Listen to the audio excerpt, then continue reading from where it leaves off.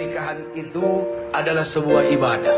Karena pernikahan itu adalah ibadah, berarti harus dibangun dari niat yang benar. Adalah apa? Dengan sebuah pernikahan yang bukan sekedar main-main, tapi pernikahan yang disaksikan oleh Allah Subhanahu wa ta'ala.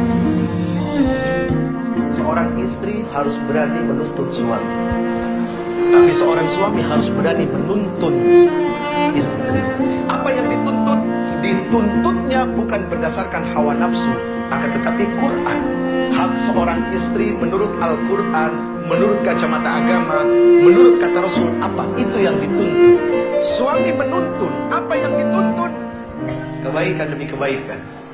Yang pertama, cintailah dia yang bisa mendatangkan kecintaan kepada Allah Subhanahu wa ta'ala. Selesai.